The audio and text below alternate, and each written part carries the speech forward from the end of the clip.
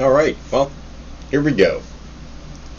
Today we're going to read book number 14 of the Little Blue Book series, entitled What Every Girl Should Know, by Margaret H. Sanger. Alrighty, here we go. This was, let's see if we have a copyright date. Nope, no copyright date in this one. Okay, page 1. What Every Girl Should Know. Introduction. Students of vice, whether teachers, clergymen, social workers, or physicians, have been laboring for years to find the cause and cure for vice, and especially for prostitution. They have failed so far to agree on either the cause or the cure. But it is interesting to know that upon one point they have been compelled to agree: importance of the sex functions is one of the strongest forces that sends young girls into unclean living. This, together with the knowledge of the rapidly increasing spread of venereal diseases and the realization of their subtle nature, has awakened us to the need of a saner and healthier attitude on the sex subject, and to the importance of sex education for boys and girls. This need has shown itself so clearly that the question no longer seems to be, is there need for instruction, but who shall instruct? Shall the mother or teacher instruct? When shall such instruction be given? In childhood or in puberty? To the writer, the answer is simple. The mother should begin as soon as questions arise, for it is to the mother that the child goes for information before he enters the classroom. If therefore the mother answers his questions truthfully and simply and satisfies his curiosity, she will find that the subject of sex ceases to be an isolated subject and becomes a natural part of the child's general learning. A woman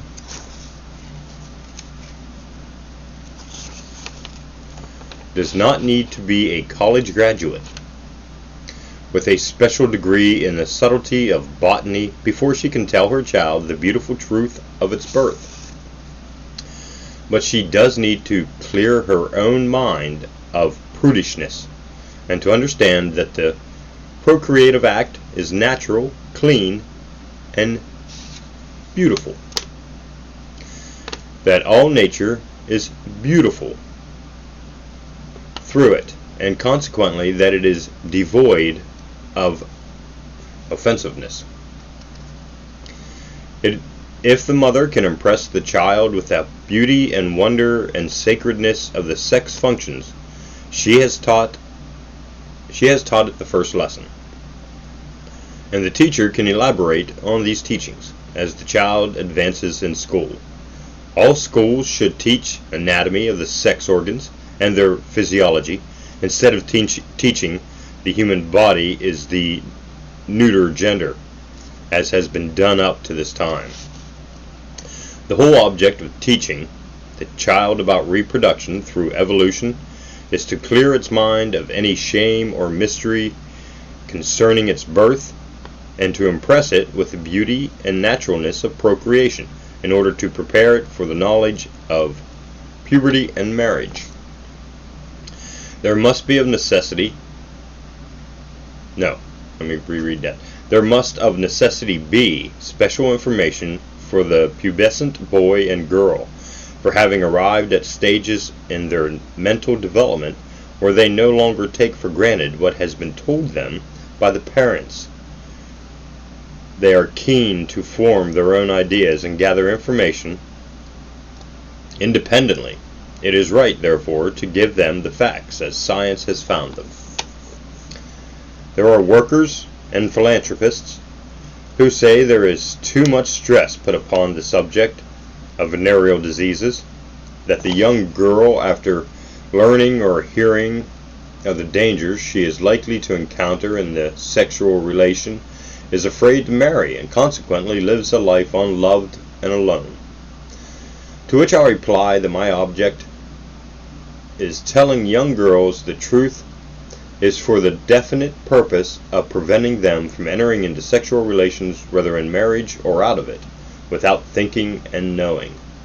Better 1,000 times to live alone and unloved than to be than to be tied to a man who has robbed her of health or of the joy of motherhood, or welcoming the pains of motherhood, live in anxiety lest her sickly offspring be taken out of her life, or grow up a chronic invalid.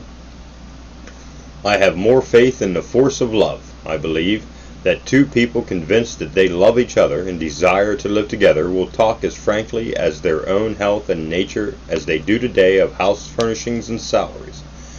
Their love for each other will protect them from ill health and disease, and prompt them to procure for their own accord a certificate of health if each has the right information and knowledge. There are, however, difficult phases of nature, the knowledge of which binds and cements the love of two people, other than venereal diseases, for these diseases are only symptoms of a great social disorder. Every girl should understand herself. She should know her anatomy, including sex anatomy. She should know the epochs of a normal woman's life and the unfoldment which each epoch brings. She should know the effect the emotions have on her acts, and finally, she should know the fullness and richness of life when crowned by the flower of motherhood.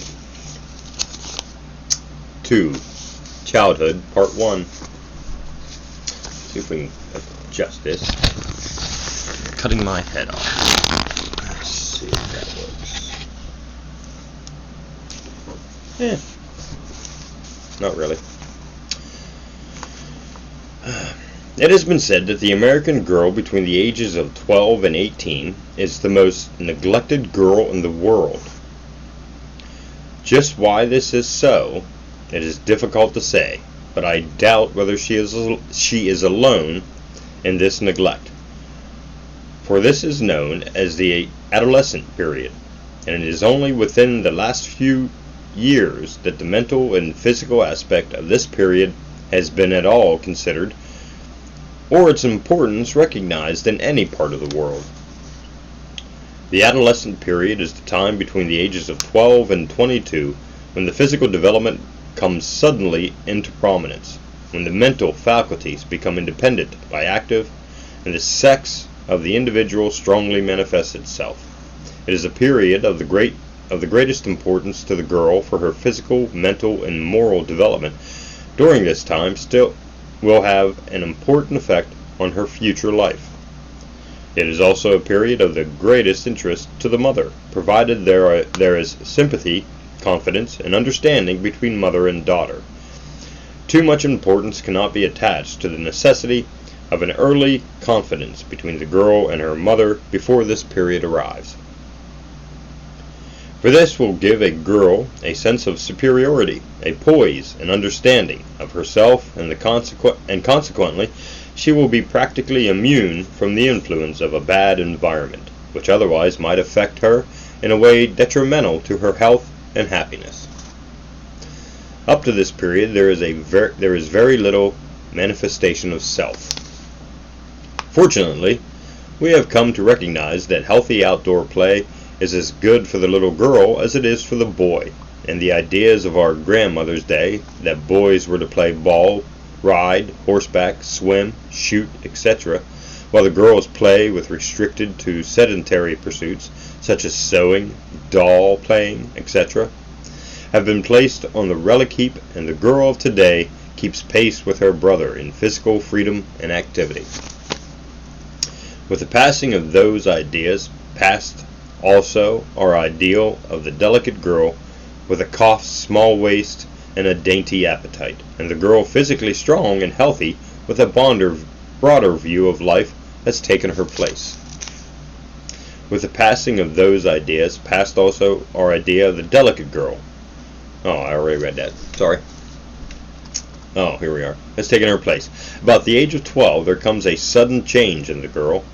Her dresses are outgrown, her form assumes shape, her bust and limbs develop, and in the words of Stanley Hall, hips, thighs, limbs, shoulders, and arms round out into contours more or less beautiful, curves always predominating over angles. The physical development is not alone in this work, for the mental and moral instincts are developing so rapidly that it is difficult to understand this new and lovely creature who is neither the child of yesterday nor the woman of tomorrow. There is often very little patience shown the adolescent girl, for neither parents nor teachers have been aware that this is a separate and distinct stage, this passing from childhood into womanhood, and must be recognized as such.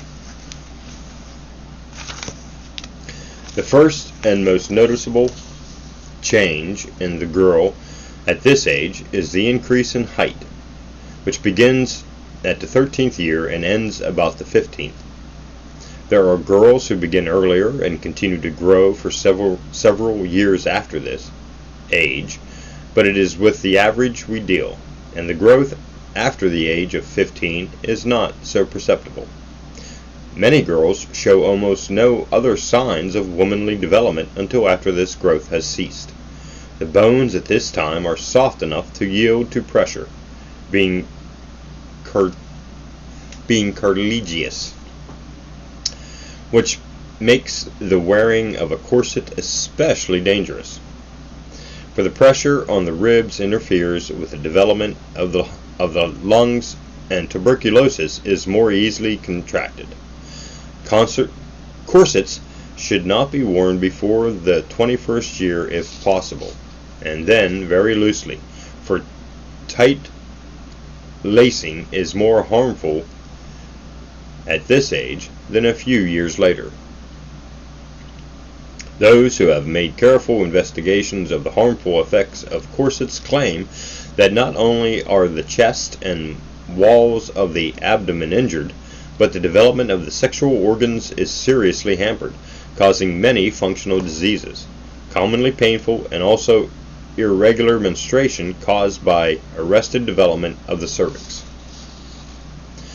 The girl who scoffs at the idea of the Chinese woman binding up their feet is doubtless ignorant of the fact that to bind up her own thoracic and pelvic structure, i.e. the chest and abdominal portions of her body, in tight corsets is doing greater harm to her health and injury to her development than the binding of the feet could possibly do.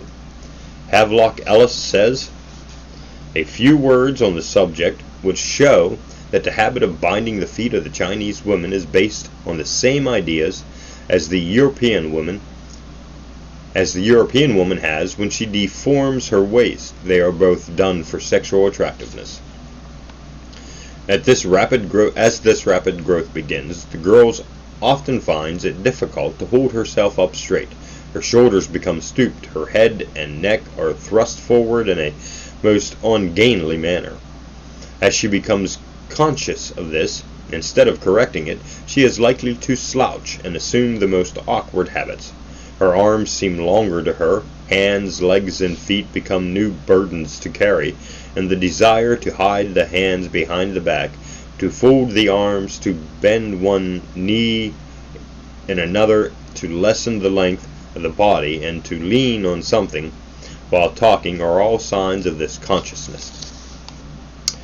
While the invention of modern machinery and the monotony of specialized work in the mills and factories, it is natural that this should bring with it, if not entirely new diseases and deformities, at least a greater volume than has heretofore been known.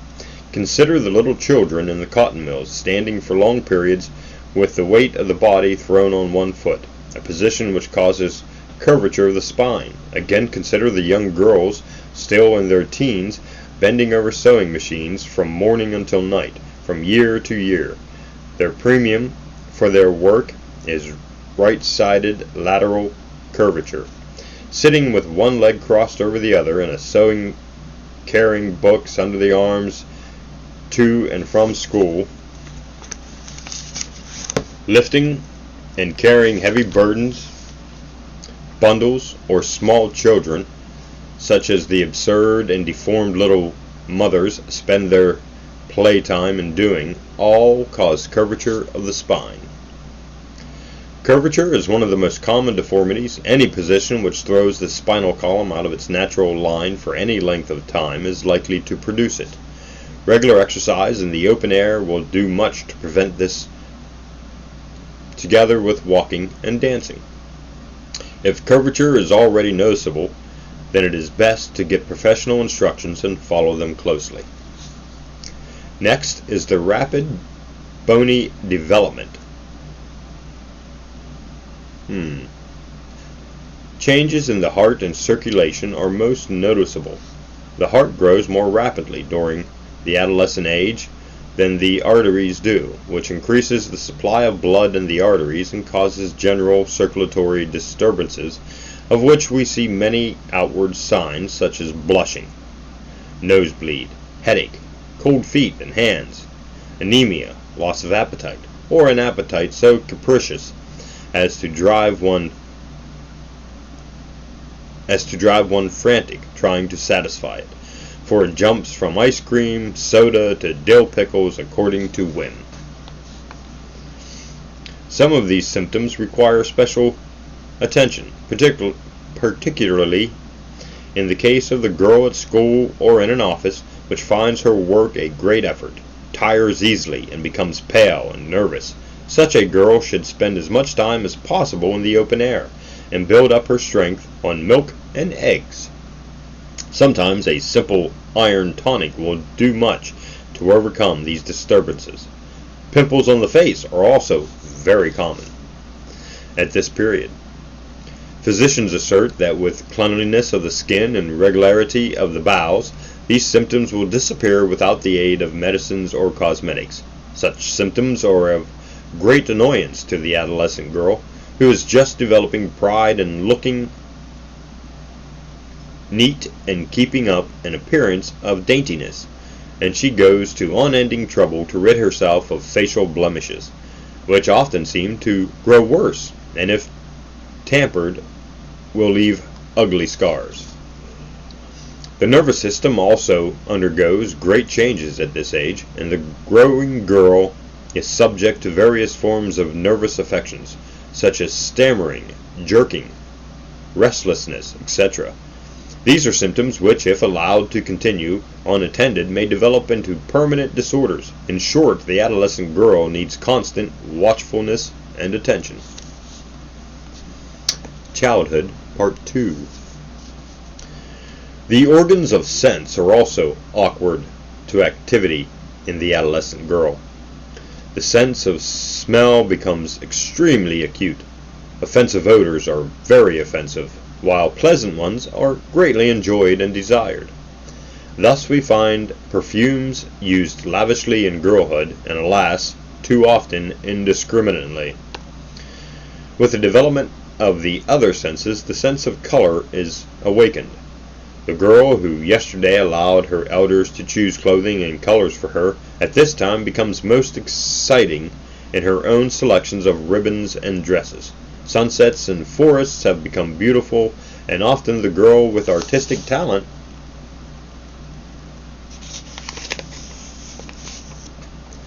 decides at this age to choose art as her life work. Laces, jewelry, trinkets, ribbons, and shop windows become her world.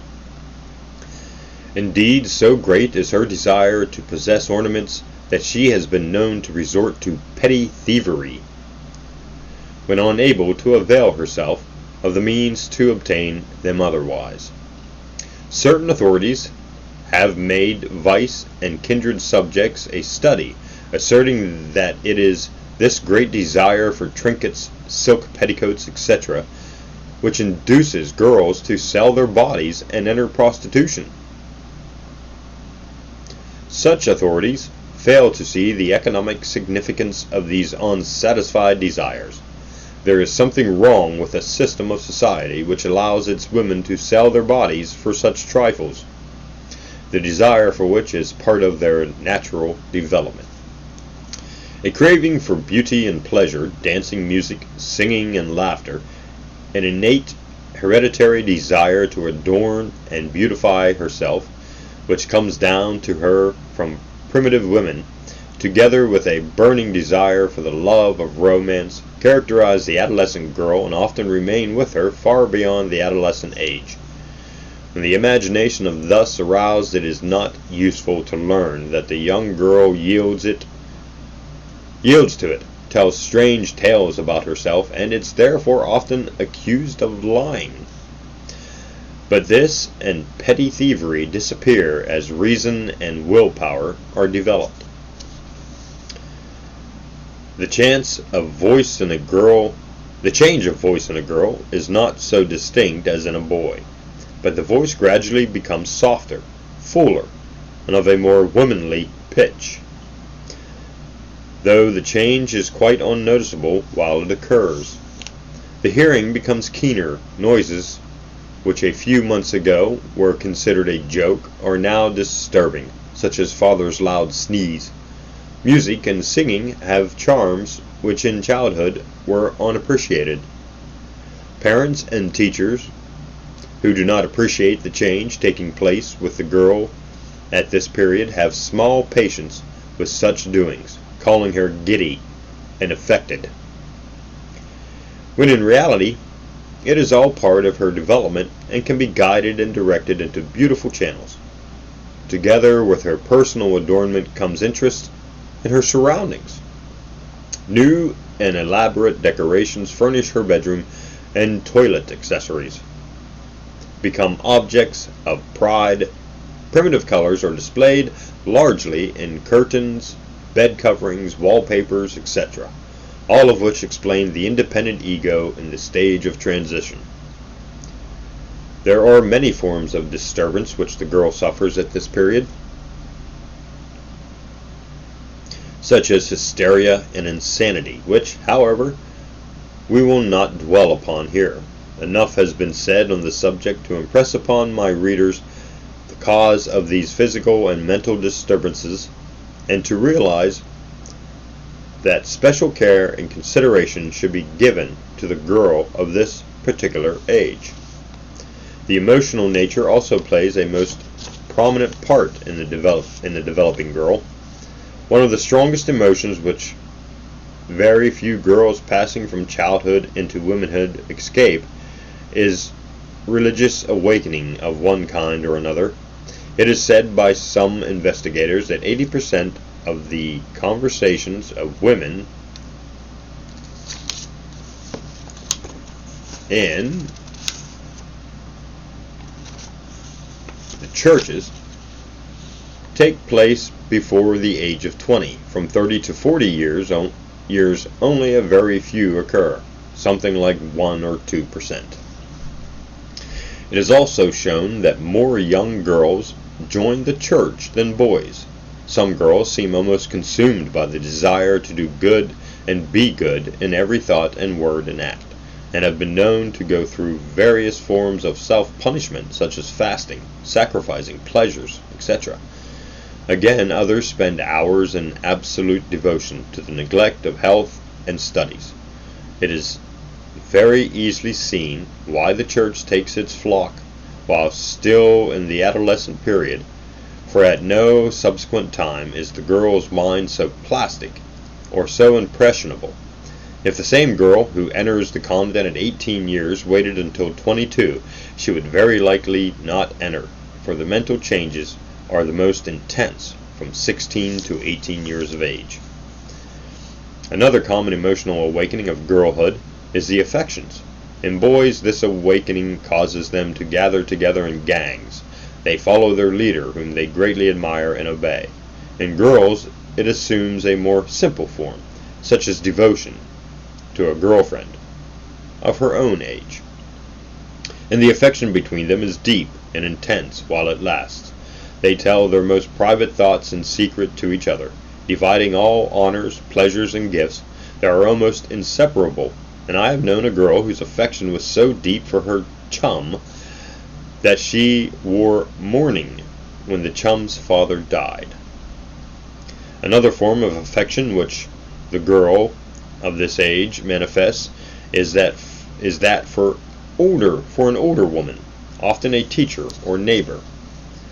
Parents sometimes look askance at this relation, and rightly so, for such a friendship may be beneficial or harmful according to the character of the older woman. But with all these interests, there is nothing so all-absorbing or so interesting to the adolescent girl as herself. She has become conscious of self. Now she burns with ambition to go out into the world and do mighty things. She feels sure she will be a great singer or a dancer or perhaps an actress. Again, she feels she will write a wonderful book about herself, or at least she will be the heroine.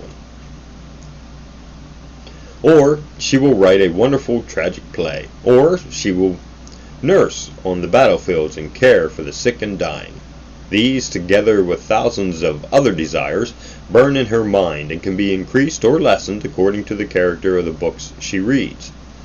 The literature placed in a girl's hands at this age has as great an influence on her thoughts and acts as do her companions. In early adolescence, this self-consciousness manifests itself in modesty, blushing, giggling, and physical awkwardness. I mentioned earlier on this subject, all signs that the girl is conscious of that inner self, the ego. It is at this stage, when the mother tries to explain what the menstrual period means to the girl, that she is met with icy indifference. The girl refuses to talk on this subject, or anything pertaining to sex, because she has just become conscious of her sex, and everything connected with it seems offensively personal. She most likely has received her sexual information from someone else, and the mother is astonished at the stubborn silence on the part of her daughter. She fails to realize that someone else has that confidence which belongs to her and which she should have gained many years earlier. There is a strong tie between the adolescent girl and her sexual informant. The influence of an older girl over a younger, between whom there are confidences regarding sex, is surprisingly great. The mind at this age is very susceptible to influences of any kind, and the ideals instilled into a girl's mind are of paramount importance. These are only a few of the disturbances of the adolescent girl, but they are sufficient for us to know that at the bottom of all these disturbances is the mysterious influence of sex, gradually unfolding itself and finally claiming its own. At this time, my book is coming apart. At this time, these emotions are in full sway. Along comes a newer and deeper one. The boy with whom she has played for the past several years, runs races, played house, ball, and games, one day looks into her eyes and something happens. Perhaps the look was accompanied by a pull at her hair, a pinch on her arm, or a hit with an apple core. But the glance was one which awakened within her a new instinct, the consciousness of sex, and upon her horizon man appears. Those who have investigated boy and girl love affairs seem to be of the opinion that they are invariably of short duration. One of 100 high school girls interrogated, two had married while at school, and one of these had received a divorce shortly after. This goes to prove that the boy a girl is willing to elope with. Let's read that again. This goes to prove that the boy a girl is willing to elope with, or even starve for at 18, is quite forgotten at the age of 25. When girls marry between the age of 19 and 20, the years when they are developing in body, mind, and character, they are at a loss to understand themselves, because they are ignorant of the fact that the wonderful instincts of sex is making itself felt. For thousands of years this instinct has been in the germ of life. When they have reached that age, nature is preparing them to proclaim their rights, to perform their natural functions, to propagate. And I think we'll start there. We'll stop there for this recording. And we'll see you in the next one.